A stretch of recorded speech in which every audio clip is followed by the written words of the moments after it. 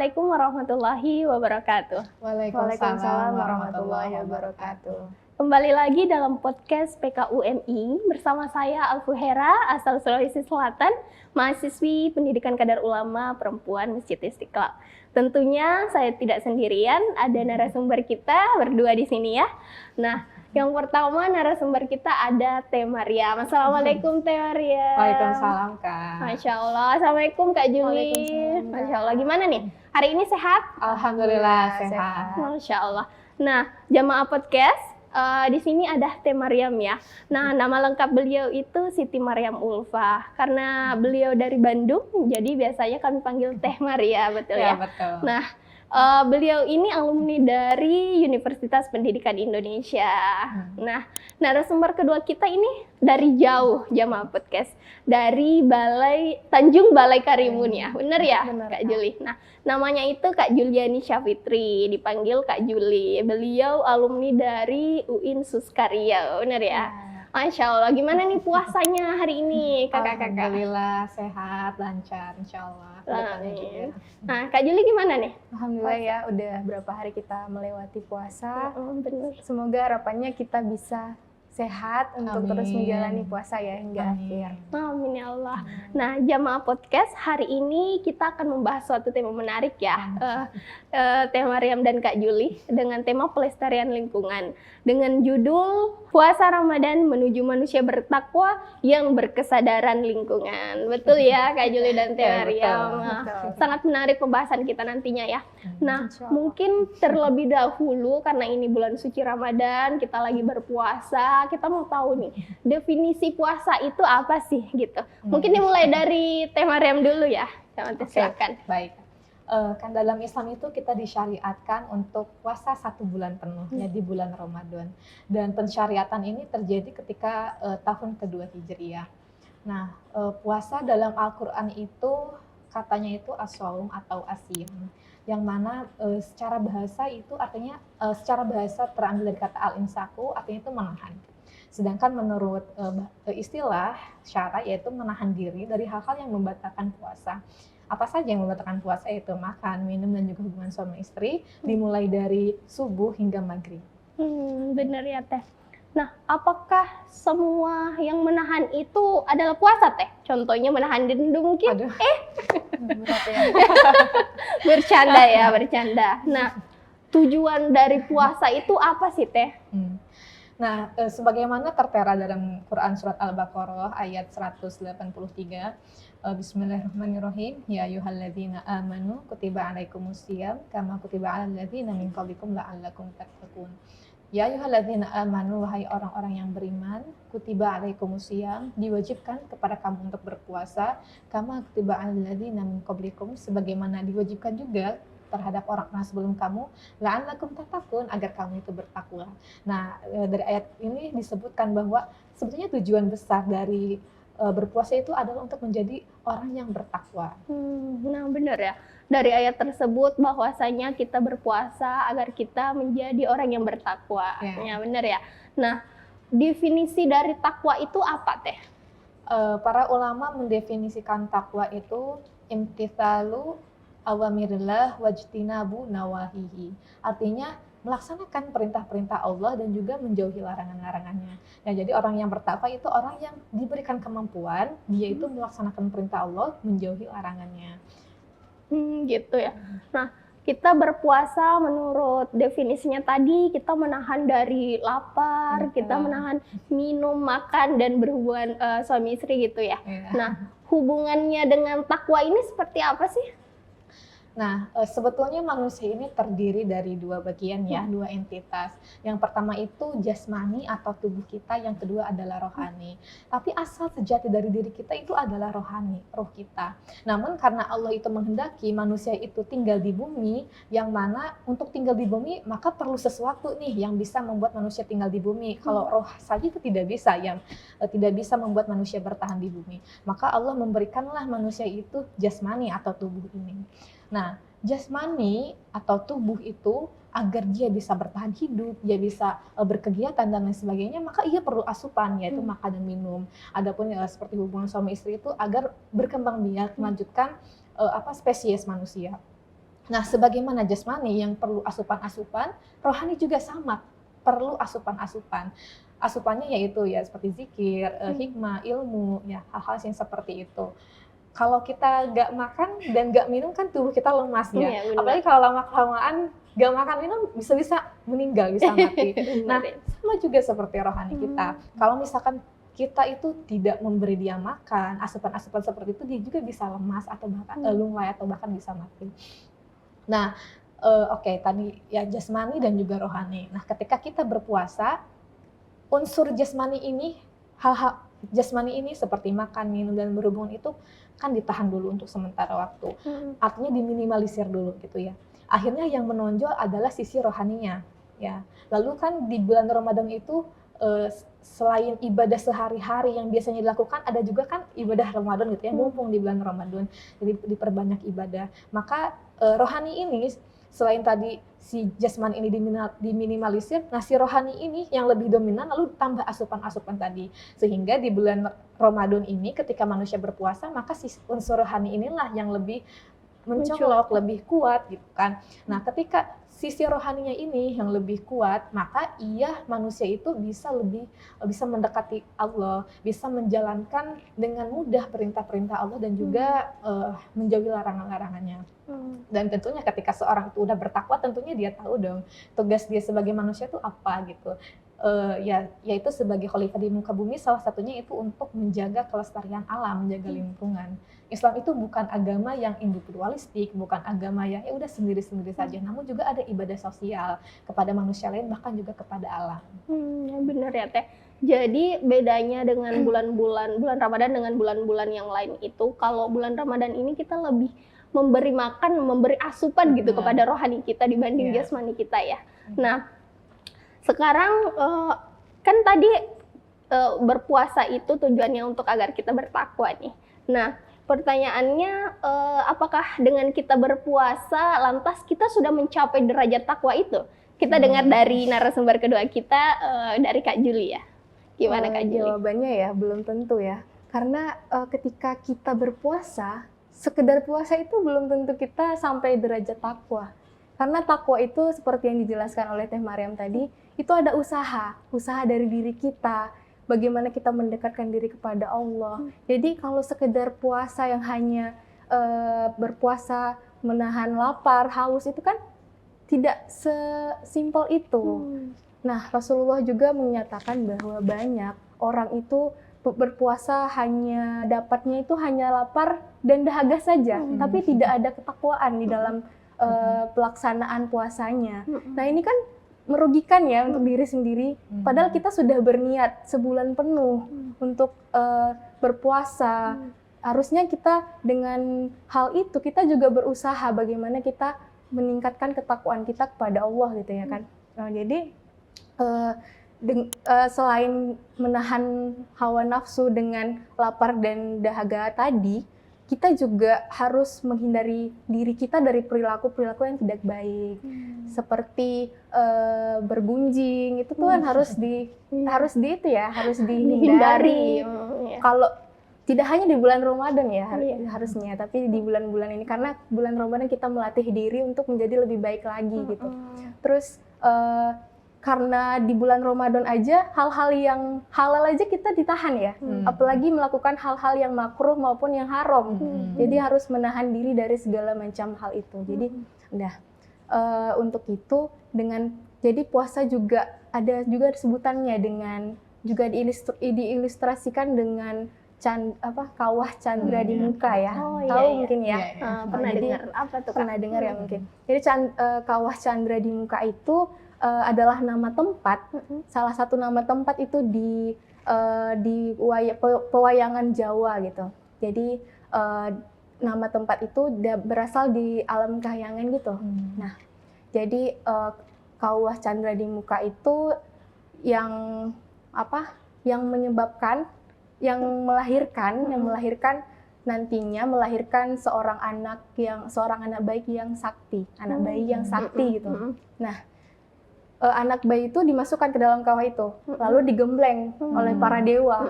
Nah, itu yang cerita-cerita yang kita dapati ya, seperti itu ya.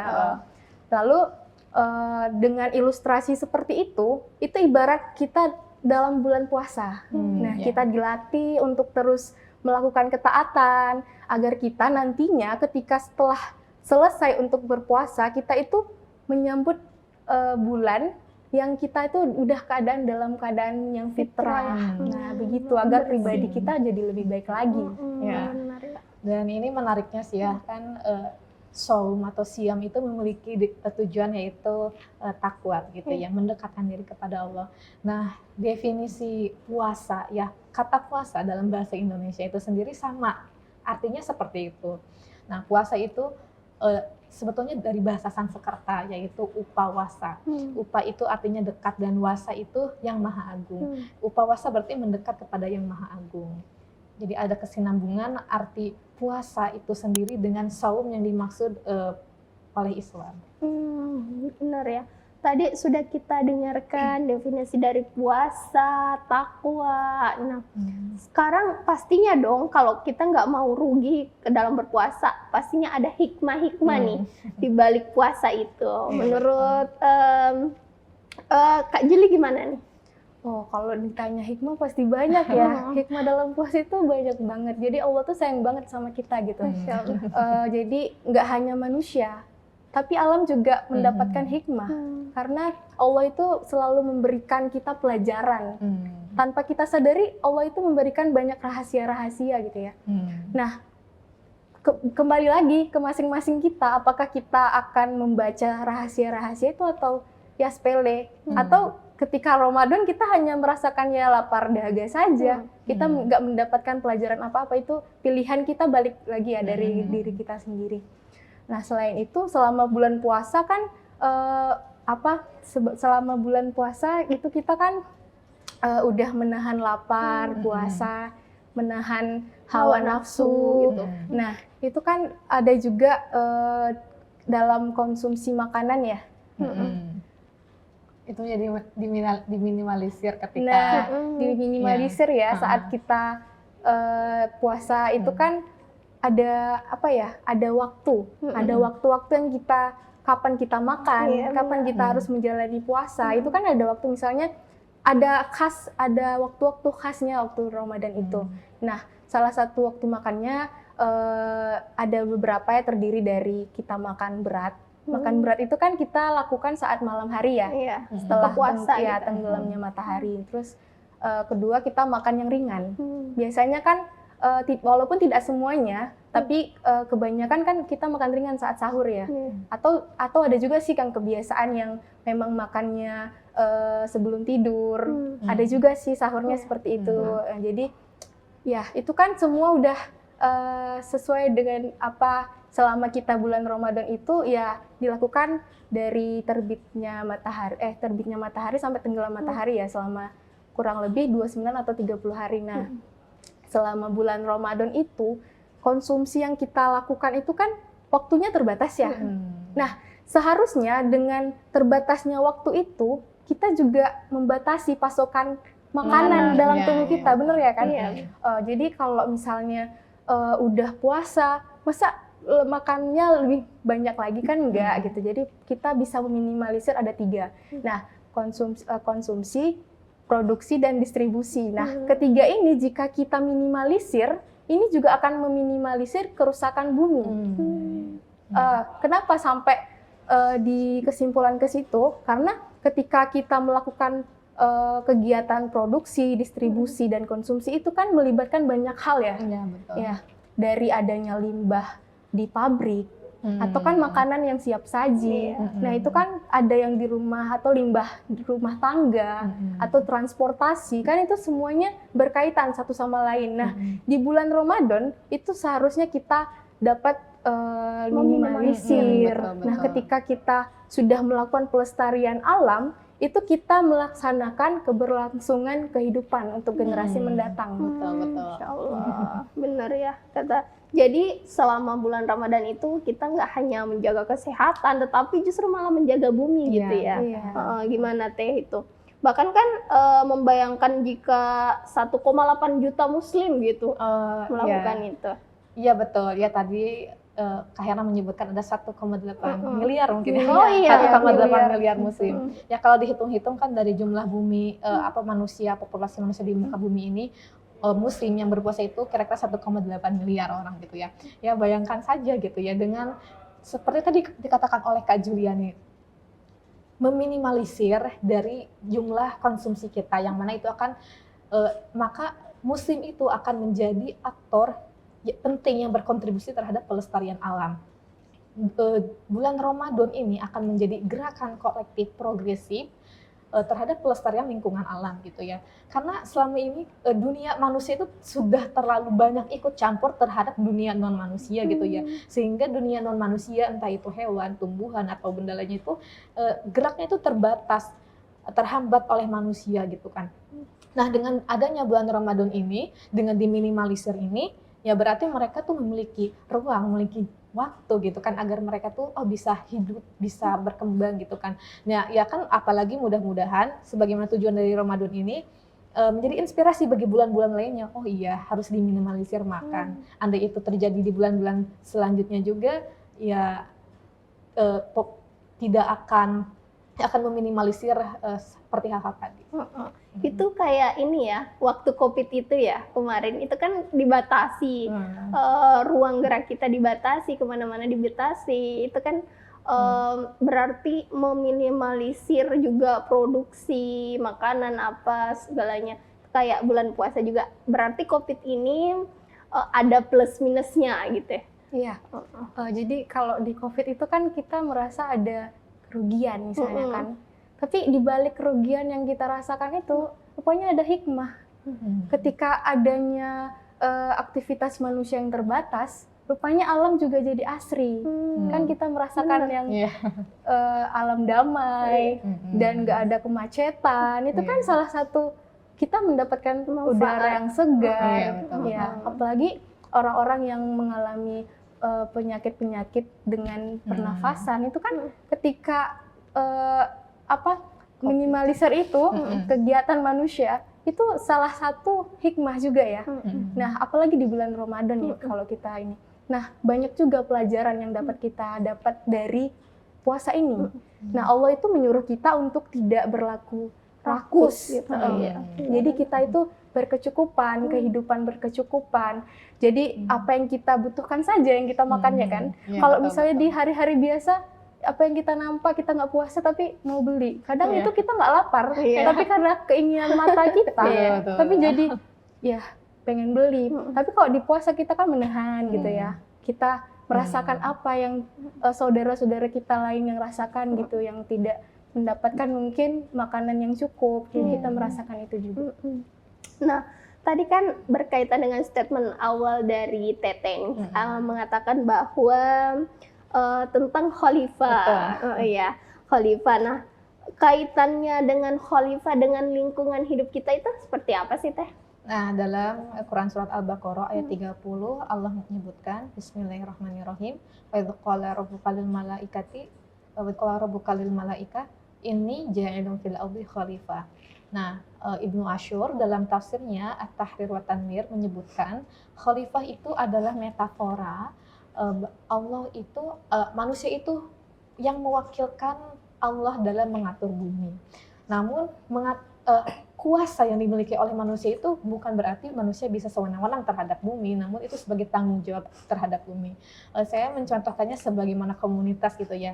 Ketika ada seorang itu dipilih menjadi ketua komunitas, dan itu kan justru menjadi tanggung jawab, bukan berarti dia itu diistimewakan, mendapat privilege ketua, dia bisa mendiskriminasi anggotanya, tidak seperti itu. Dia mendapatkan tanggung jawab, dan tugas dia sebagai ketua adalah bagaimana dia itu bisa merangkul anggotanya, bisa apa saja sih kemaslahatan anggotanya, seperti itu. Begitu juga dengan manusia itu dijadikan khalifah, agar manusia itu bisa mengelola bumi dengan baik gitu ya. Bagaimana agar bumi itu dalam pengaturan pengelolaan manusia itu menjadi maslahat.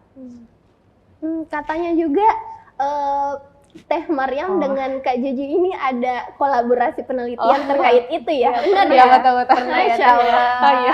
Coba bisa diceritain deh Iya. gimana sih penelitiannya? Sebetulnya pas bulan apa sih ya, tahun 2023 ya sih Iya, kemarin kita ada konferensi yang diadakan oleh PK UMI terkait lingkungan dan kami berkolaborasi menulis tentang itu. Dan kami menulis penelitian yang berjudul ekosentrisme sebagai rekonsiliasi atas eksploitasi terhadap perempuan dan alam oleh antroposentrisme kapitalis, tinjauan tafsir At-Tahrir dan juga At-Tahrir wa Tanwir. Wah, Ya. menarik. Ya kami juga ya mempresentasikannya dalam konferensi pada waktu itu. Masya Allah, hebat sekali. Nah, saya penasarannya, kan ini banyak nih tafsir-tafsir di luar sana. Kenapa justru tertarik mau mengambil dari perspektifnya Ibnu Asyur gitu? Silakan dari Kak Juli, gimana Kak? Jadi kami mengambil dari tafsiran Thohir bin Asyur ya, tapi dengan orang-orang itu kenalnya dengan nama Ibnu Asyur. Jadi kami mengambil itu karena beliau itu salah satu ulama besar ya, berkebangsaan Tunisia. Nah, beliau itu dari kecilnya udah dekat dengan Al-Quran. Nah, jadi ketika umur 14 tahun sudah hafal Al-Quran. Nah, melanjutkan pendidikan keagamaan, lalu beliau itu tumbuh menjadi anak yang suka dengan cinta dengan ilmu pengetahuan. Lalu beliau juga salah satu ulama yang progresif. Nah, di Tunisia kita kenalkan dengan keprogresifitasannya di sana kan. Terus selain itu beliau punya magnum opusnya itu tafsirnya ya Tahrir wa Tanwir itu. Nah, kemudian beliau juga mengembangkan metode makosid syariah. Jadi kita kenal dengan tafsir makosidina. Itu alasan kami mengambil tafsir beliau ya, karena sangat relevan ketika kami mengkaji. Oh, ini kok banyak kesamaan ketika disandingkan dengan teori-teori dari Barat pun, itu pun kita bisa mengkolaborasikannya. Wah, menarik sekali ya jamaah podcast. Pasti beberapa jamaah podcast ini pada penasaran gimana sih hasil atau penemuan dari penelitian Teh Maryam maupun Kak Juli. Mungkin Teh Maryam dulu. Ya, di sini kan kami mengangkat ekosentrisme sebagai solusi atas permasalahan lingkungan. Ekosentrisme itu adalah sebuah paham yang melihat seluruh makhluk hidup itu memiliki nilai pada dirinya sendiri. Ya, selain manusia yang memiliki nilai, hewan itu punya nilai, tumbuhan punya nilai, bahkan benda lainnya pun memiliki nilai. Mereka semua itu berharga. Berbeda dengan apa yang kita kritik, yang kita melihat permasalahan dari kerusakan lingkungan adalah antroposentrisme kapitalis gitu ya. Antroposentrisme itu melihat manusia itu sebagai pusat segala sesuatu. Dan ukuran kebernilaian segala sesuatu itu tergantung manusia. Apakah batu bernilai, apakah ini bernilai, itu bernilai, itu tergantung manusia. Dan bagaimana sesuatu diperlakukan itu tergantung manusia gitu. Asal manusia mendapatkan untung, tapi misalkan ada yang tidak misalkan tapi dirugikan, ya yang penting manusianya. Nah, lalu kapitalis itu adalah paham yang memiliki prinsip mengejar keuntungan sebesar-besarnya, meminimalisir kerugian sesedikit mungkin. Yang dicapai itu, yang dikejar itu adalah laba. Nah, kedua hal ini, antroposentris kapitalis ini, yang menyebabkan kerusakan terhadap lingkungan dan juga perempuan gitu ya.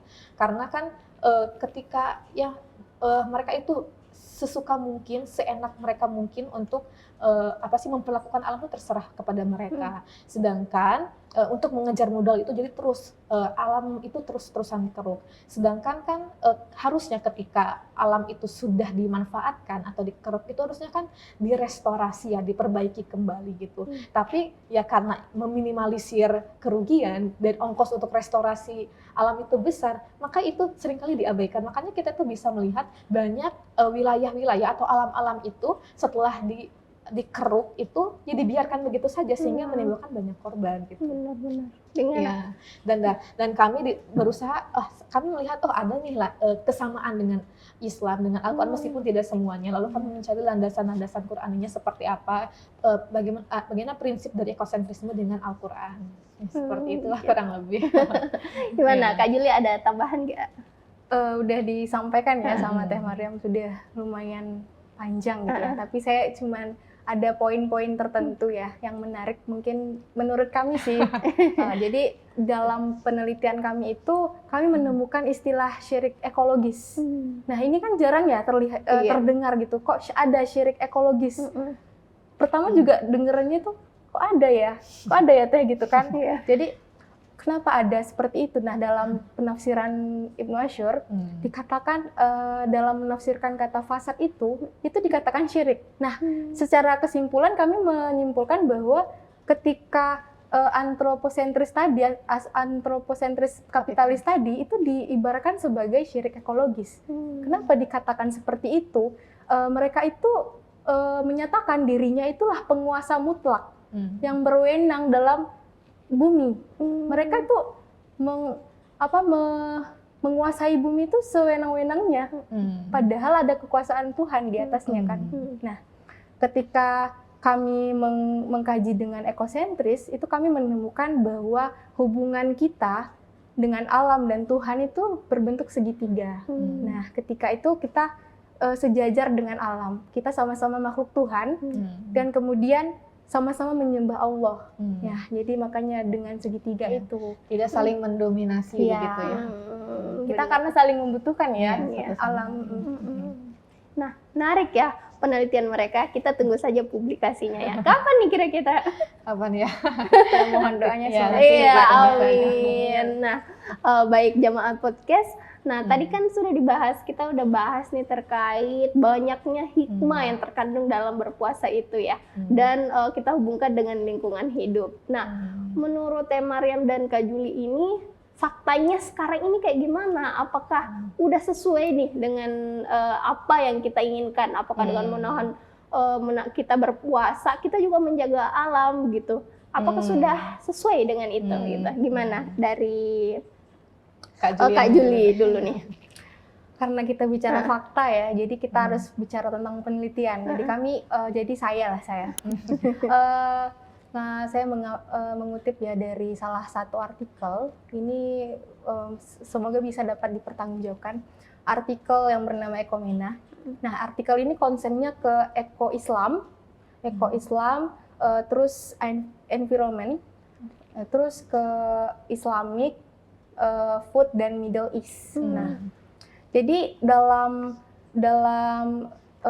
artikel itu disebutkan bahwa negara Timur Tengah ini adalah negara yang menjadi pembuang makanan terbesar di dunia. Ini kan fakta yang mengejutkan ya bagi kita umat Muslim. Ya, kita tahu ya negara Arab itu kan yang sebagai kiblatnya umat Muslim ya. Terus ketika penelitian itu saya baca, itu ada hal-hal yang mungkin kenapa kok bisa terjadi seperti itu ya? Padahal jelas ya dalam Al-Quran ya, disebutkan dalam Al-Quran surah Al-Isra ya, ayat 27, Bismillahirrahmanirrahim, Innal mubadzirina kanu ikhwanasyayatin. Nah, itu kan dikatakan bahwa setiap pemboros-pemboros itu kan adalah saudara setan. Nah, setan itu kita tahu, mereka itu ingkar ya kepada Tuhannya. Nah, apakah itu miris ya kita mendengar, melihat dengan adanya penelitian seperti itu.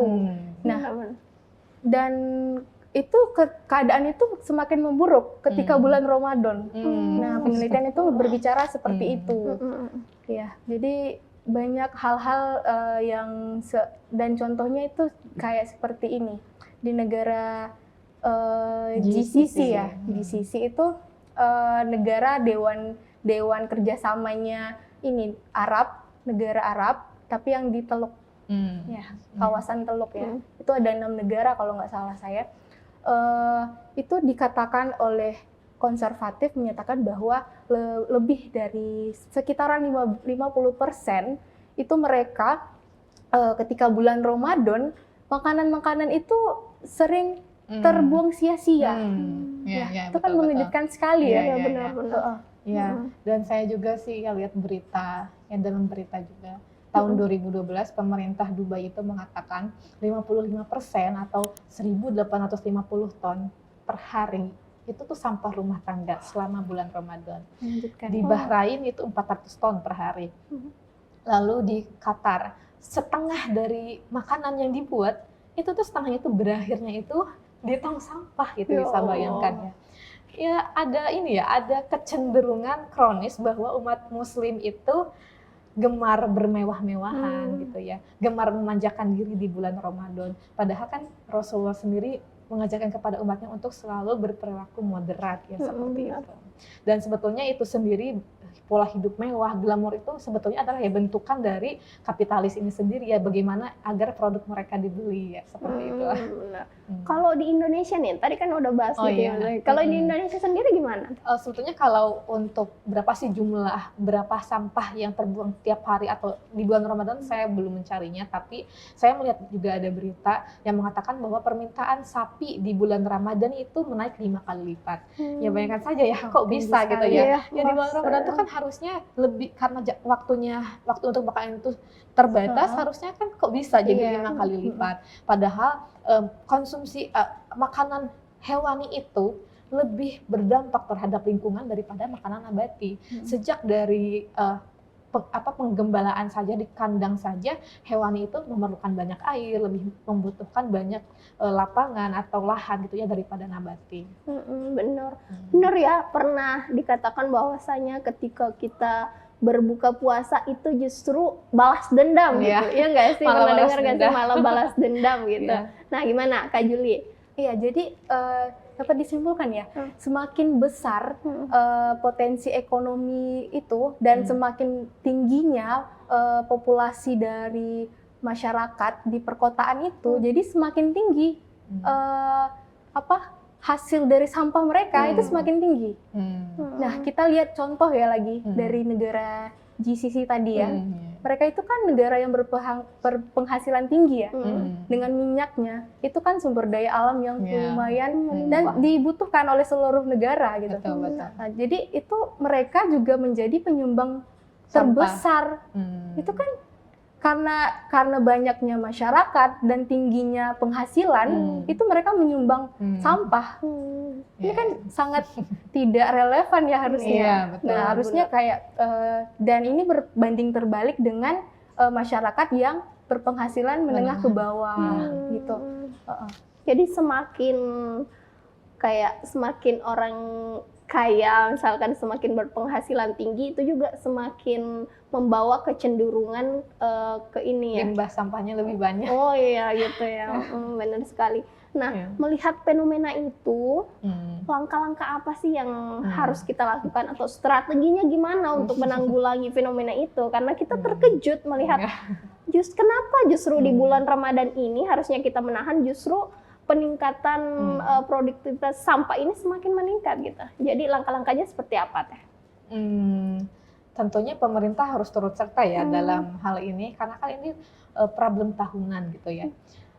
Yang paling efektif tentunya peraturan dari pemerintah ya, dan juga kampanye massal guna meminimalisir limbah pabrik begitu ya. Terus juga para ulama, tentunya para tokoh agama seperti ulama, dai atau imam juga memiliki kontribusi besar di sana.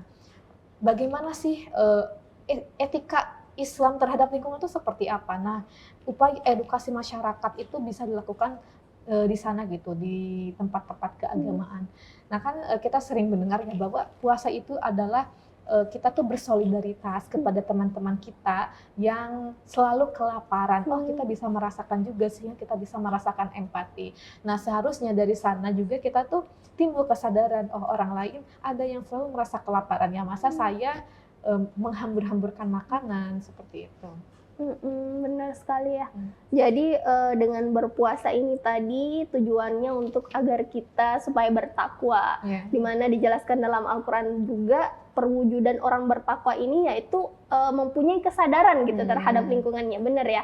Namun pada faktanya itu banyak sekali bahkan di bulan Ramadan ini justru meningkatkan produksi limbah sampah gitu. Nah di situ dibutuhkan kontribusi kita semua ya, Jamaah Podcast, bukan hanya masyarakat namun pemerintah pula dan kita semua yang terlibat dalam dunia ini untuk menjaga lingkungan. Kalau bukan kita siapa lagi gitu ya kan? Benar sekali ya. Nah, Jamaah Podcast yang berbahagia, mungkin cukup sekian pertemuan kita pada hari ini ya. Terima kasih banyak kepada Ya. narasumber kita Ya, yang sama-sama Kak Hera. Terima memberikan- kasih juga ya. Iya, sama-sama memberikan ilmu kita pada hari ini ya. Semoga sehat selalu Amin. dan bisa berjumpa lagi Kak Hera juga sehat. Iya, selalu. amin. Nah, semoga puasanya lancar-lancar ya. Amin. Amin, amin ya rabbal alamin. Baik, mohon maaf apabila ada salah-salah kata dari kami. Saya Alfuhera dan kedua narasumber kita, Teh Mariam dan Kak Juliani, pamit undur diri. Wassalamualaikum warahmatullahi wabarakatuh. Sampai Waalaikumsalam jumpa. warahmatullahi wabarakatuh.